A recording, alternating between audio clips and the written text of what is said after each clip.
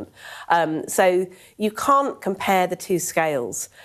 We were also, I think, in the Apollo era, in some ways quite lucky. The technology was amazing. We sent them with a computer that was about 32 kilobytes, way less powerful than the phones that we all carry around in our pockets. The chip on your bank card, when your little tap chip is more powerful than the chip that took the Apollo program. But yeah, the physics hasn't changed. And as Tom said, we've learnt to live and work in low Earth orbit since then. We've developed reusable spacecraft. And now we turn our attention to, can we get to the moon in a more sustainable and sustained manner? Can we develop bases there? Can we look for the scientific benefits to it? Can we find resources that are there on the moon? So, yes, I want to drill a bit further in to what we're getting out of this, or they're getting out of this. I mean, is it about sort of knowledge about our planet, knowledge about the moon, or is it about rare earth minerals that could be very useful for everybody? I think it's lots of those things. So the hardware involved is quite Apollo-ish. You know, this rocket isn't hugely innovative, and it's been criticised for that, but that's partly due to budgets. They sort of cobbled it together with leftover parts of other things. But there will be, when they actually go to land on it, they'll be using quite new technology. We now know they're going to have to involve a lot of private partners in that too, that Jeff Bezos and Blue Origins of this world and the SpaceXs and others to do that. And that hardware development is important for longer human missions, so to Mars, for example. So there's that kind of technology, human survival element.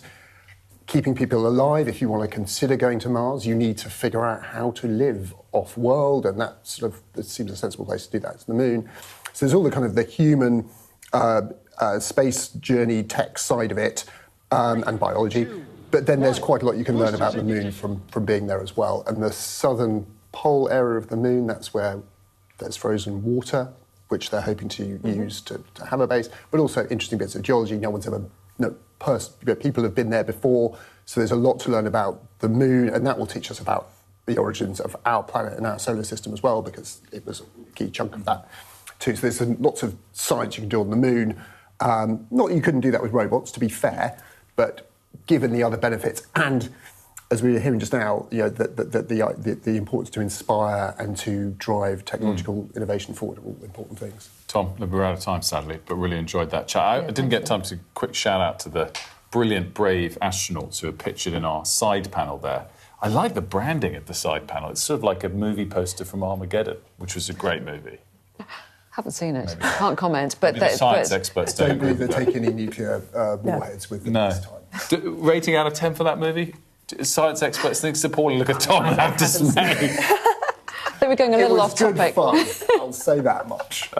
That's silence from me. Yeah, we've got so much coverage, obviously, tomorrow. We will see you then. But tomorrow, what's it, 11:30, were we saying, the launch? 11:24. Tonight. It's a 2-hour window, so it could go after that time. Yeah, and we've got special full coverage from 7 p.m. Yeah. As the side panel says, and of course, if all goes well, we will have half-hour daily specials from mornings tomorrow, from our programme tomorrow, all through the day in fact, all through the 10 days for the mission, 9:30 a.m. every day for the course of the Artemis 2 mission.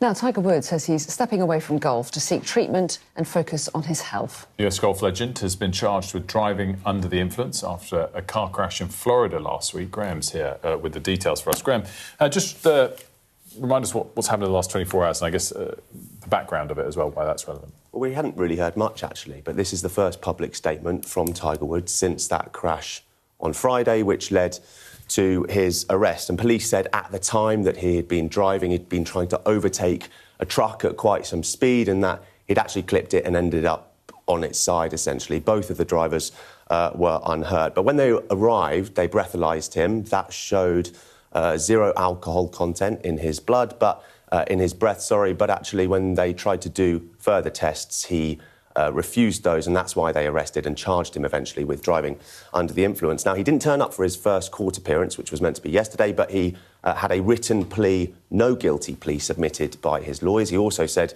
he wanted a jury trial. But this, on social media, is the first kind of public personal statement we've seen him. And he said, "I'm stepping away for a period